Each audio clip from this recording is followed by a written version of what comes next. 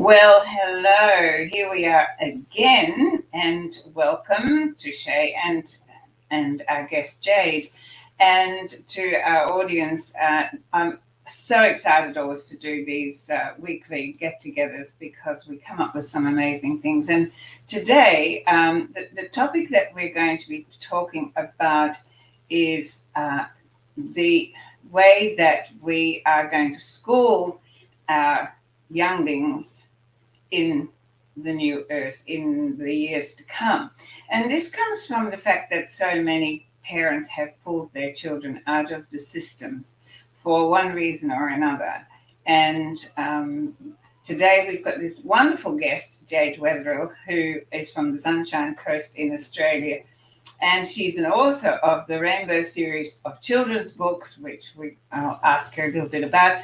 But what interested me most in our connection was that she was talking about writing a New Earth school program. And although she's focusing at the moment on the more on the homeschooling, I certainly would like to explore more about how we can transition that into the broader sense of, all over the world. We know that the old systems are crumbling and we are reinventing new systems, and that is in finance and in health and definitely in schooling of people. So welcome, Jade. Really excited to have you on board. And of course, Shay. And we have apologies from Sovereign because he was unable to join us today, but I'm sure he'll be very interested in this session indeed. So maybe, Jade, you could tell us a little bit about how you came to go down this path to recognize, because I believe you do not actually have children, so it's wonderful to see someone to look at the system and go, this is not serving our younglings, and I'm fascinated with what you are about. So would you like to just introduce yourself and tell us a little bit about how you got where you're going? Hello. Yeah, so in 2016, I was guided to write my first children's book, Rainbow Tree. I was never really a writer. I was a visual artist and did graphic design and whatnot. And so since I've been writing a few more, and I'm on to my third book, Mermaid Returns to the Ocean. So the book's based on, like, all the characters are animals and helps children connect to the earth. And Rainbow Tree has a colour meditation. And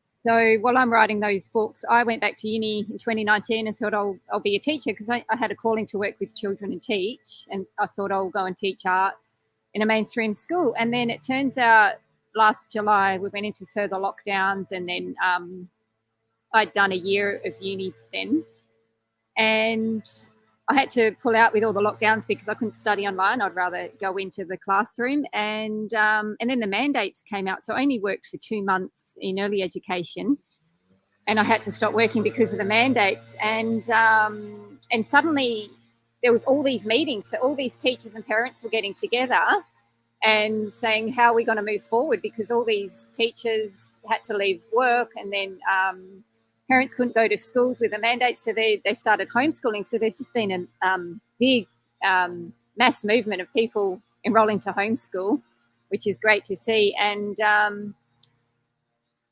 guess we know that the old systems don't really work. They're all about creating robots and, just seeing what children can get the highest marks and get them to uni. So everyone knows that the systems need to change. And so I think it's really exciting right now that we've been pushed out of these jobs and we have to create something new. So, I guess what's happening is, a lot of parents are enrolling their children to homeschool, and then a lot of teachers are choosing to do tutoring. So I'm looking at setting up a tutor group where homeschool children will come to me, and we'll do things like yoga and meditation, and I'll use all my books, and we'll do nature art. And if the parents want me to, tutor them through maths and English so that they can still tick the homeschool boxes, we can do that. So we'll really work with the parents in what they want their children to learn. So like one parent said that their child just doesn't want to learn maths off the parents. They want an outsider. So helping parents that way with the tutoring. And a lot of children are also missing the social interaction of school. So there's just a big call out for group work. So yeah, I'm looking at finding a space and keeping it simple because, it can be big to try and build a whole new school and create a big thing. I mean, we just don't have the money for that. So it's just looking at who can offer a backyard or rent a community space and just starting small and just working within the means with what we've got for now. Yeah. And it's all, self-employment and just starting really small and simple. Right. Yeah, absolutely. So what I've written, so it's more a paradigm that I've written. I haven't written curriculum and programs. That's not really what this is about. This is really about working out how to bring up children more consciously so that in the future we can save the planet, because we can't keep going the way we are. We can't just keep making slaves. So, and the creativity is really important. In the past, people think that art is so that you become an artist and get your art into a gallery. That's not what art is about. Art is about creating open minds so children can think for themselves, problem solve in life, and be creative and intuitive. And that to me is what art is about. So just raising children that can really think for themselves and nurture their gifts and and work out what they want to do. That isn't just being robots and going to uni, or working out what they're really good at and what they're here to do on the planet. And a lot of psychology is behind it. So how we speak to the children and the languages that we use, and just raising them really consciously so that we can turn the planet around. Yeah. That's about it. Thank you. That's really great.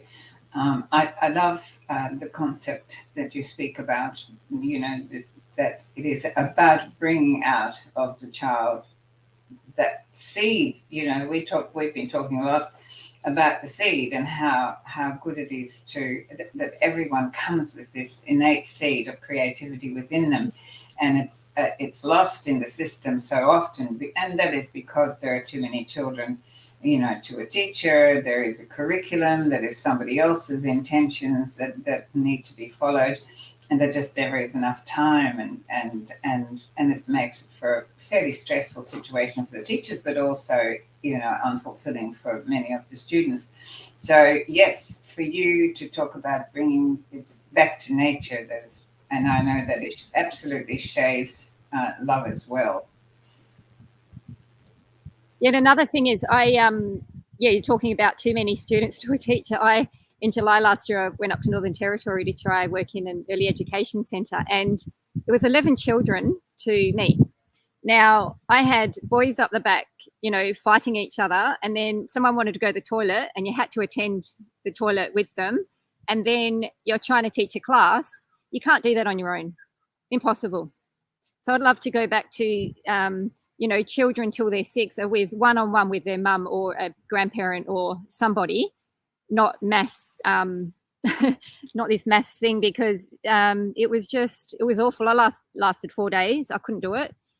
And that's when I left there, I had a little holiday in Cairns, and that's when I started getting the guidance to write the New Earth School. I was told start, offering parent workshops and writing these, even teaching children more spiritual things. So I did a pranic healing course while I was in Cairns, and I thought, why not teach a pranic healing in school? So they do a little meditation at the start of the day, and they can do exercises, everything they learn that day, the information's held, and, do some yoga. So starting the day right. And,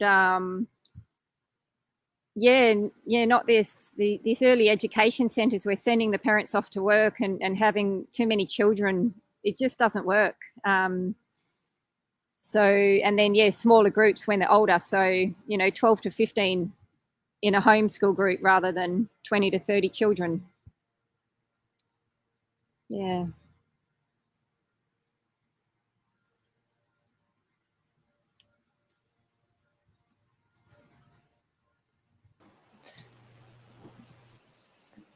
That's fantastic to hear, Jade. I really love your enthusiasm for going down this path, and just want to acknowledge Yvonne for bringing this conversation together. I know that Jade and I were in a relatively similar location, which is fantastic. And what I'm hearing in your inspired action around, putting into place some of the missing links, I would suggest, based on our past record and my upbringing in the mainstream system and cycle, growing up, going to a Catholic primary school and then a larger state high school up in far north Queensland, I really began to feel and experience and come to find that there was something not quite, incoherence. There was something missing. There was more to life. Even though I was heavily involved in sports, I was very athletic, and I had a sense of community with all of the other athletes. I still felt, in the relationships, primarily with the teachers and other students, and the confinements of the square box that we were stuck in, didn't allow a full expression of what's really possible. And I was fortunate that I had a bit of balance because I was also a creative person, and I went off to university to do a Bachelor of Fine Arts in the United States. But at the same time, it seemed that there was a lot more that I learned outside of those institutional boxes, just out of curiosity and passion. And I went down on different discoveries of researching and diving deeper into other subjects around, human physiology, around human psychology, around human spirituality. And my question to you, what I'm curious in connecting this missing link for people, particularly for those who also find themselves stuck, let's say, in the confinements of this box, in the limitations of the current or the old paradigm. Because whether we like it or not, this mainstream paradigm has been around for a long time, and it still grips the majority of our culture. And for us to have the courage and the bravery, as you have done, to step outside of that and embark on a journey that is creating a new paradigm, a way of upbringing and raising and educating and connecting with others and in their environment and younglings, to really close the gap and connect the missing link pieces. How do we as a collective really integrate that shift from one paradigm to the next? And what are the key pieces that we need to do to enable children in their creative development, to help them build resilience and the wisdom to be able to self-regulate? I love how you touched on it already a little bit with the pranic healing and bringing in meditation. What are the key elements that are going to support our children to build resilience in themselves, rather than depending on an external outside force, but the inner guidance that they can build the wisdom from within themselves to be able to self-regulate and be able to have a creative life moving beyond their primary educational years? I'm really curious to hear your perspective on that. Oh, I'm muted. There we go. So I guess that comes down to parents and teachers and everyone working with children to really not tell children what to do so much and they're naughty and punishment, rather let them explore, through creativity and different activities, and let them learn from their own mistakes, and obviously just, doing it in a safe way. So you've got you provide the safe space, and then they explore from there. And that's where creativity, teaches them those skills to think for themselves. So instead of sitting them down at the desk and telling them how things are, ask them what their view is and what they think, and get them to explore the answers for themselves. Because the current system's all, like I remember at school, and it was like, can you do this? It's either yes or no, and then you get classed into the top grade or low grade. And instead of being shown what to do or being taught, it was, you were judged in grade 1 on what you're going to be when you're older. And it shouldn't be like that. I was at school to learn, not to already be good. And I didn't really learn till in higher education. I wasn't interested. I was the same. I just wanted to do art and sport when I was young. And it wasn't till I was older that I was interested in going to TAFE and uni and really learning, business or community services, different things. I keep studying because I've got an interest for it as an adult, because I want to learn it. I wasn't interested as a child to learn. I was just learning and growing and exploring the world. So maybe it's too young to ask children what they want to do when they're older, and why do they have to know so young? Why can't they just enjoy the world and let it happen when it happens? I think that's really powerful, Jade, because it's been a long time since I went to school. And probably, although a different system, and I hate it. I can honestly, there is nothing in life that I hate. It's not a word I use, but I can honestly say that school was not my favorite place. However, part of that was because as a child, I traveled a lot of times and we kept changing schools. But it wasn't that. I felt that they weren't teaching me anything that I really wanted to know. I remember that because of the war that I was born into, I didn't start school until I was 6, I think. And by then I had already accumulated so much life understanding, as I know now, that I just skipped through things so fast that I did my whole primary school in 3 years because they kept pushing me up. And then, of course, I'm being in a Dutch educational system, there was an age that, that you had to be to go into the next level of education. So I finished my schooling, I can't remember, but I had to wait 2 years before I was allowed into the next level of education, which was high school.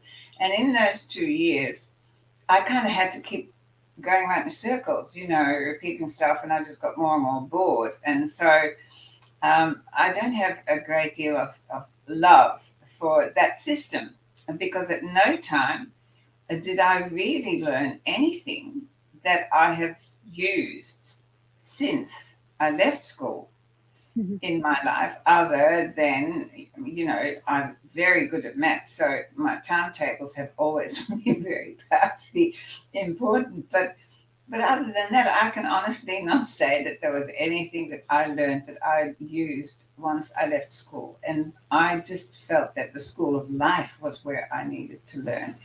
So when you're talking about, not telling or asking children what do they want to be, it's such a fruitless thing. Absolutely fruitless. I remember when I was about 11, my mother took me to the principal of the school I was at the time in Indonesia, and I had this passionate need to heal people because my mum was sick so often. But actually what I really wanted at that time, I wanted to be a pediatrician, I thought. And so she took me to the principal to ask what level of education that I would need for that. And he sat back and laughed and said, "Don't be ridiculous. You just look at her. By the time she finishes high school, she'll be whatever it was, 18 or something. Then 5 years of studying in medical school. No, she'll be too old. By then, she'll be married with 5 children." And that was the attitude at the time. So not really a place where you go to get guidance and counseling, to be able to work out what your path is. And what I've recognized as a mother and a grandmother is that all we have to do is observe children, and they will show you. They will show you in what they are drawn to, what they pick up, what they start to play with, and that will show you where their seed lies, where their inner being is asking to be an expression of itself. And then when we help them to skill up on that, because these days, if you want someone mathematical for whatever reason, then you get somebody who loves that. And it's so important that we go to the experts that have a love for that particular topic. You don't have to be an expert in everything. I mean, what a waste of time. Yeah. We have so many children and now adults who have never, ever felt that they could find this self-expression within themselves. But I just want to take it a little bit on a slight different tangent, and that is, I know in an ideal world, children need to have one-on-one until they're 6, but we don't live in an ideal world. And particularly nowadays, I look at the homeschooling that is being forced upon so many people, and yet the way the world still is, parents seem to need to both work. So this homeschooling is putting a lot of pressure on a lot of families. And so they're leaving their children at school because they have no other option. So we need to really, for me, when I look at it, it's got to have a bigger picture. Not just for the children, but for the family unit and how that is all going to come together. And then I guess that takes us to the old ways of living in communities, and which of course brings it too close to my heart, of New Earth communities where everyone supports and cares for one another. So whatever, which one of you two wants to take that on, let's go.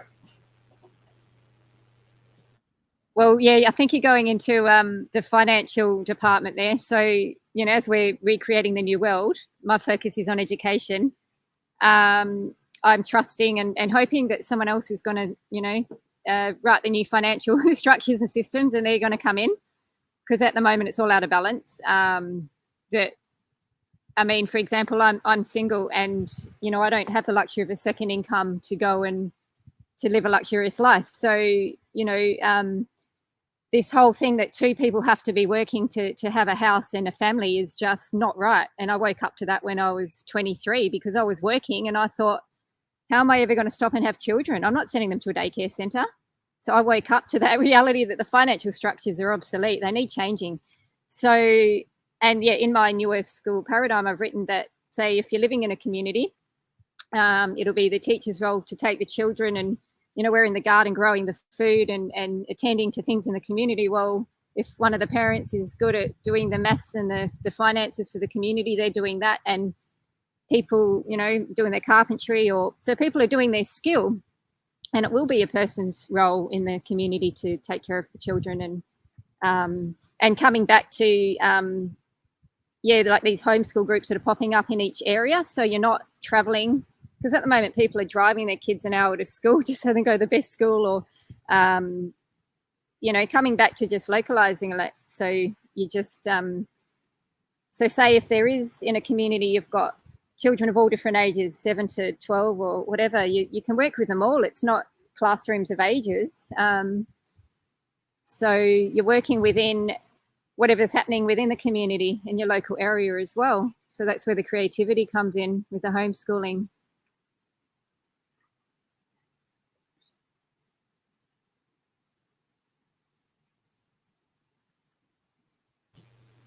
That's fantastic, Jade. I'd be really curious to hear more from you, particularly on the piece of this new program that you're developing for the younglings, what that entails, what it looks like, how do people get involved? I'm really interested to hear this program that you're initiating and birthing into the world. So at this stage, yeah, I've just been really writing about more so getting away from the education that's there at the moment, and yeah, just like I saying about in community where yeah, like the teacher will be working with all the children that are in that community on the land, rather than going to a school that's, you know, miles away, and changing, really coming away from the competition and the separation that schools are creating robots. So it's really getting away from that and coming back to nurturing the children to be more creative. And so say, for example, with sport, instead of, I mean, I never liked competition sports. I always did yoga and loved running and swimming, but I didn't like the competition side of things. So why not do sport that's more involving everyone, regardless of how good they are? They're doing it for the fitness and because they're enjoying it, not because they're the best. Because I find as soon as you do competition, if you're not the best, then they just drop out and don't want to do it. So why not do a running race where you're beating your time yesterday, not beating the other children, or you're improving yourself rather than, because yeah, that competition is what then they take into adulthood, and they're all competing for the bigger house and more money, and then they're all gone to the mines to get more money from each other, and then putting their kids into early childhood centres instead of being with their children. And it's just created so much separation and competition. So getting away from that and coming back to more just away from the materialism, really, and the robotic structures of schools, and coming back to more that we're all here and we all need to survive. There is enough for us all, so we don't need to compete. So allowing the children to realise that, you know, we've all got a place in this world. You don't have to be the best on the best income to make a living. We all have a right as a human to be here and survive, and there is enough for us all. Yeah, absolutely, and that's so true. So the whole system needs to be reinvented, and that's all the systems are being reinvented. And I know down here in Melbourne and on the peninsula, there's a very similar group who are doing the same. And what I loved about what you're talking about, that you know, it needs to be, children need each other's company, so therefore having group work is important. And I think that a lot of people who have not been involved with homeschooling have a sense that it, you know, you're always locked up in your house with your child, but that's definitely not the case, because you know, it's a huge group, it's a community of homeschool parents who come together and who share things together, as we do in these communities. It's really important to realize that community schooling, it'll be, you know, and this is not commune living, this is community living. It's a very different thing. And if you, and that doesn't mean there won't be communities that have, you know, residential situations, but it is coming together and sharing your gifts and sharing your time. And that is going to lift a lot of stress from people, because, as you know, Jade, you're talking about this need for two parents to work. That was never meant to be. It was never the case in you know, many years ago. It is only because of the carrot that's been dangling in front of us through materialism and commercialism that unless you have this or that, you aren't successful. And of course, it is completely changing the view of what success is. And success doesn't have to be attached to a bank account or to a status. Success is living in joy. Success is living aligned with nature. And a lot of what you're talking about is to bring children back to the sensation of being in the nature of themselves, but in natural community, natural environments where they are part of growing their own food. I love that, what you talked about. And certainly when we create the sanctuary down here, that's a very large part of it, where we will bring children in and get them to work in the gardens and helping to grow food. And that is just so powerful, because today, a lot of children have no idea where their food comes from. And so becoming more part of the natural flow of life is what our new schooling systems, I'm hoping, will be about. And I really love that you have that concept in mind. And Shay, I know that you feel exactly the same, because you have spoken about it many times, and also Sovereign, that we need to look at how the younglings are now going to move forward into this new earth concept that we're all creating together. Yeah, absolutely. Thanks for sharing, Yvonne, and thanks for joining us, Jade. This is a really great conversation, and one I feel we could really start to normalize more frequently and regularly. And what I noticed is, the conversation start point for these movements, creating new ways of educating, and what's also even more relevant is taking the action, which I feel inspired by what you're doing, Jade, by writing the books, bringing the people together, initiating the coursework, and really starting that journey. So what I'm going to do is just leave a link for Jade's work on Facebook. So if you guys are interested to join her, learn more about what Jade is doing here on the Sunshine Coast in Australia, it's a phenomenal way to get in contact with her. Simply go to her Facebook channel, hit her up, message her, reach out to her for her Facebook. And also,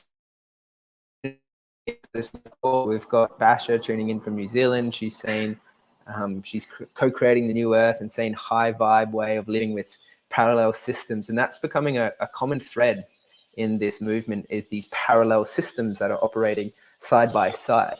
People who are choosing to unplug from one paradigm of living and plug back into a natural way, a more coherent way, a more harmonious way that is in alignment with community living, it's in alignment with environmental living, it's in alignment with our highest values, moving forward, that elevates the development of all elements of the human being. Probably one of the biggest areas I felt was missing in my upbringing in the mainstream system was this holistic approach to education, which Jade has been speaking to and Yvonne has been speaking to often, and bringing it in from an early age. Because what I've noticed with my nephew and my niece is that younglings are extremely intelligent, and they have so much wisdom, and the more that we support their journey to being their most expressive self,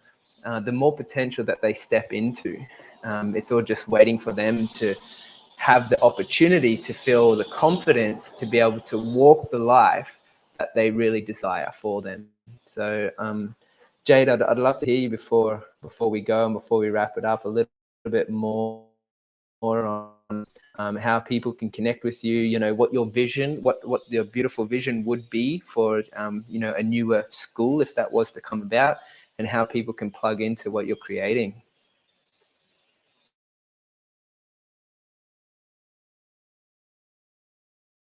You just need to unmute yourself. And okay, then we sorry, I'll go again. There we go. Okay.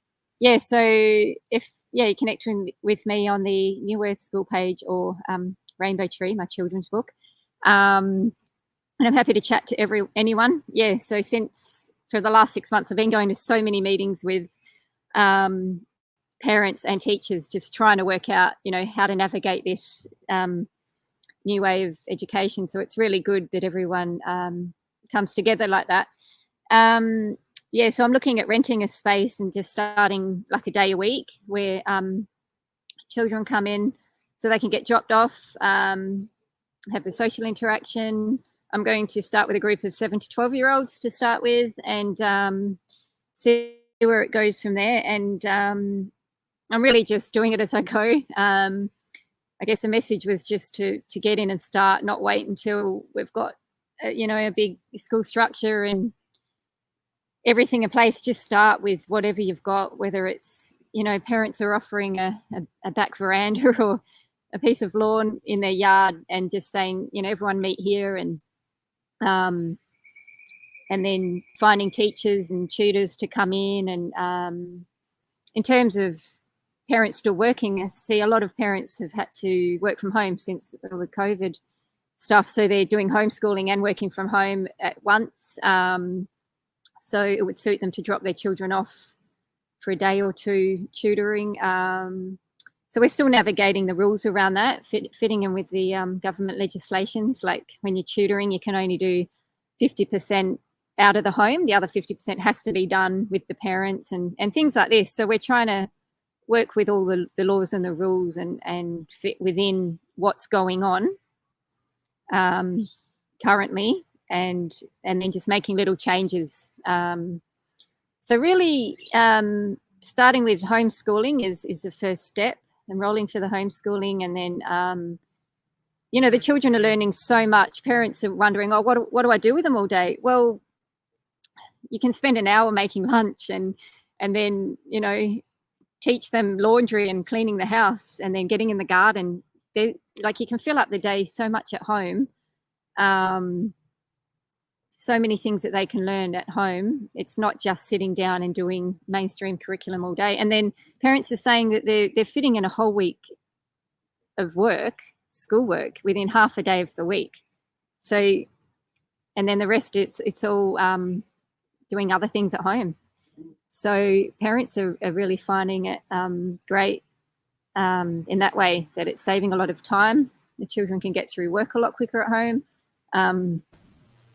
And then taking them camping on the weekends, you teach them to put up a tent and camp and be in nature. There's just so much that they're learning at home that I think it's it's just great to see so many people jumping in and really making a change. I'm surprised how quick and everyone is, doing this, making this change. I thought, it might take me forever to write this new Earth School and get things going, but it's happening quite quickly. And I guess the message is really just to start with what you've got. Just get in and do it. Just pull your kids out of school and just start. And then we're all just co-creating as we go. I'm still writing more as things come through. I just keep writing more and more, and it's just in a creation. Yeah. What I really love about Jade, and one of the reasons I invited her on, is because we've been talking a lot about don't wait. Start. Do what you can do now. And that is very much why we've just created this hub, down here, the Centre of Creativity, which is the seed for something bigger later. And so, what you're talking about, Jade, is really wonderful, because it gives you that the inspiration for other people also. You don't have to wait. And what I loved around the world, I certainly see it around Australia, that there are groups like you that are doing this, and they're realizing that children, in fact, are learning much faster when they're in this kind of natural environment. I know from, for instance, my daughter who lives in Malaysia, their schools were closed for almost 2 years, and homeschooling was definitely not something she was ever going to have to do. Now, there was not an opportunity, a large opportunity for the bigger groups, because it's a totally different way of life. But what I noticed was that they learned so much because they were doing interesting things, like watching, the life cycle of insects in the garden. They had a leaf insect as a pet, and they just watched how this was processing. They learned science projects, and they did so much things at home that in free time with joy and without having to be measured.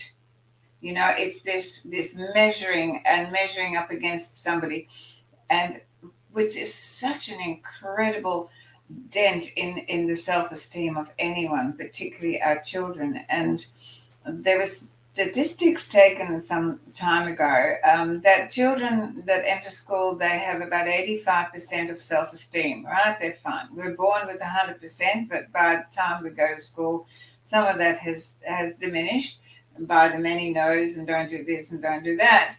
But they go to school at about 85%. By the time that they come out of primary school, I believe, if I remember well, the number was something like 50%. By the time they come out of high school, it is 15% of self-esteem.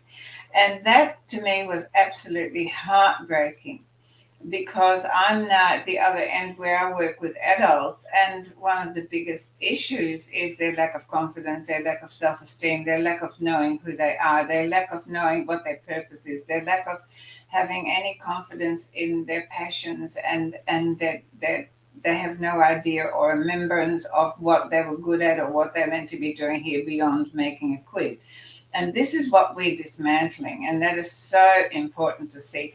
So to have this ability where children can start to develop naturally is where we need to go with schooling, as far as I can see. And this is what's so exciting when I come across people like Jade, who says, well, let's not wait, and let's just, it doesn't matter.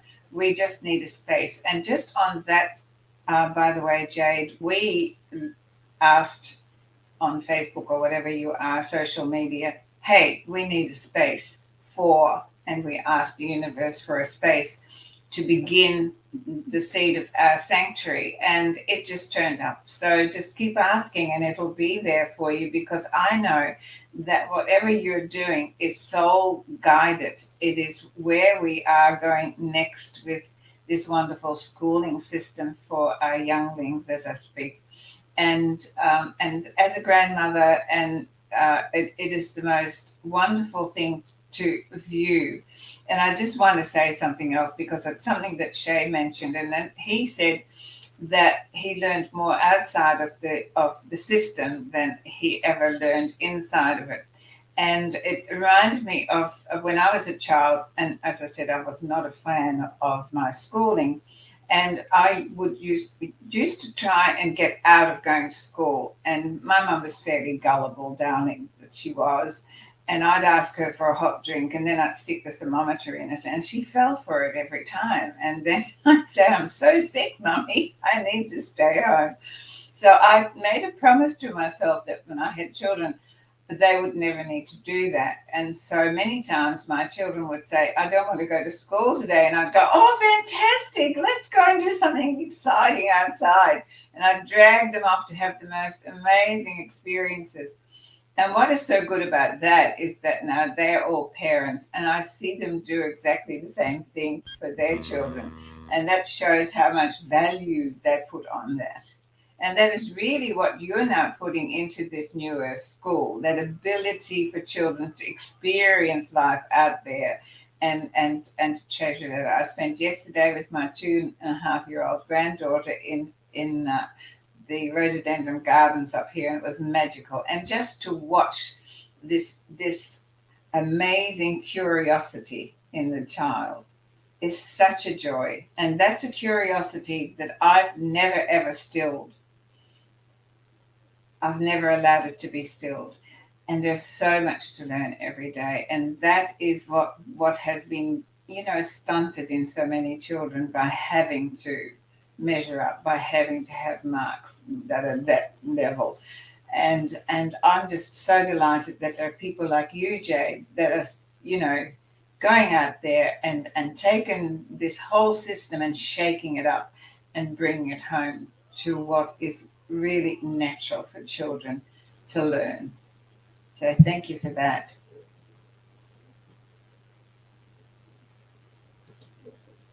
There you go. I'm unmuted. Yeah, I have quite a similar experience to both of you. That I learnt a lot on a Saturday and a Sunday at home, or going to Girl Guides and hanging out with family more than in the 5 days I went to school. So that's where I learned all my life skills, helping my parents renovate houses and going camping. And my grandma taught me art. So, I definitely learned more at home. And I wasn't a homeschooler. I went to school all week.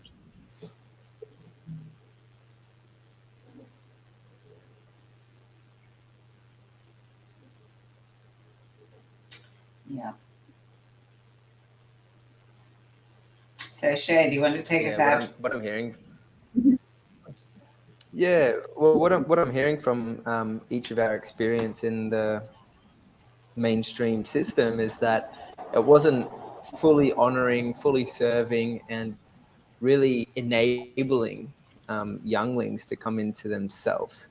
And that's not at the discredit of all of the teachers, because I know from my experience that my teachers were doing the best that they could. They were doing a phenomenal job. But as Jade explained at the very beginning of this conversation, for one teacher to manage 30 plus students all at once can be a really tiresome job 5 days a week, when maybe that's, if they're not totally passionate about it and they're not vital in their own energy, and that they're going through their own journey of their life, it can become very challenging. And so this new model that Jade's presenting around the way that we operate and function in a community to be able to serve, not just the younglings, but also to serve our fellow family and friends and community in a way that really helps to nurture, just really nurturing ongoingly, because it's not like education happens from 9 till 3 o'clock when the students in the classroom. Life happens, and our greatest university, as Yvonne had mentioned, is life. I know going on journeys across the world and traveling to new places and meeting new people and having huge self-realization experiences and moments of education from having to step up and be responsible, which I love exploring the words where responsibility just comes in our ability to respond to our environment. So our ability to make conscious decisions that's going to be in support and in compassion of those who are around us, and instilling these fundamental principles into the hearts and into the minds of younglings that enables them to come into their own self-expression is just a wonderful way just to allow humans to essentially grow on this evolutionary path that we're on, and just to have fun with it, because like kids are the greatest reminders of joy and fun and excitement. And it's like, why is it that when they go to high school, they go to school, and you come home and kids are miserable? Like, I know sometimes I'd come home and I'd be like, my energy would be depleted. And it's like kids are naturally just when they're in their full expression, they're so joyful and fun, and so just creating the environment to foster that level of passion and joy and fun. It's like, let's enjoy the life and let's have fun creating all the things. And that's what I love about what Yvonne is really an advocate for, and Jade, to hear your story and your mission. So big thanks for all you guys for joining us. I just want to make one mention as well. There's a fantastic series on Earth Heroes TV called We the People, which has some of the well-known scientists and doctors, and real-life human beings who also have chosen to look at alternative ways of raising younglings. It's a great series because they explore homeschooling, unschooling, and deschooling programs that really help people grow. So it's available there. I highly recommend to have a listen, have a watch, and it just adds new perspectives on ways that others have successfully unplugged and replugged back into systems and schools and education in a way that is conducive to allowing younglings to come into themselves. So thanks so much, ladies, for your time. Jade, did you have anything else you would love to share before we wrap it up? No, I think that's everything. Yeah, I think it's great though seeing so many people, I guess, that are out there changing the education systems. It's not like it's just left to one person to do and create. Everyone is co-creating, the parents and the teachers and everybody. So it's really good to see, and it's really exciting, and it is fun to be a part of and fun to create. So yeah, it's pretty exciting what we're doing, creating is, a lot of people that have been in the system teaching for ages they're waiting for the government to change something, or we've got to vote someone else in to tell us what to do. I really just think it's important to remember that we've got to get away from having the government to tell us what to do, because that's what schools teach us, to ask the teacher, ask our parents, ask the government what to do. We've really got to come back to our own intuitions, and it's about us co-creating the new world. It's not waiting for the government to change it and tell us what to do. So we've really got to everything that we do right now is going to impact the bigger world, and our chance to save humanity. So it's really up to everybody to get out there and be the change that they want to be, and take responsibility and stop expecting the government to do it. Wow, that's just, my words exactly. Be the change that you want to see. And that's what it's really all about. And of course, we do want people who are watching to, something I always forget, but please share. And I just love, and Earth Hero TV, I really want to give Shay, I want to give you a plug, because it's a platform that has just so much wisdom and so many documentaries and wonderful people that are not on the mainstream for you to learn from and share with. So yes, and please share these series as we continue on to look for people who are already putting this in place, who are not waiting. And as Jade says, let's stop looking for those people who actually have caused the problem, because they only know one way, and that is to continue to create more problems. And it always comes from within. We come knowing what is the highest good for ourselves. And when we return to that and we really become aligned with our soul plan for being here, then life flows. And life is the best educator. I know that to be true. And I've been living here doing it for a long time. And every day is teaching me something new. So thank you so much. It's been a joy. Jade, lovely. Well, I wish you all the fortune in the world, and I'm sure someone's watching who's got a space for you right now. And there are teachers who are watching who want to be part of what you're doing up there in the Sunshine Coast. And wherever you are watching this, let's just make it happen, because we are the people that we've been waiting for, and we are the way showers. Yep. So thank you once again. It's been a joy. And thank you, as always, Shay, to be holding the fort for us. Thank you both for having me.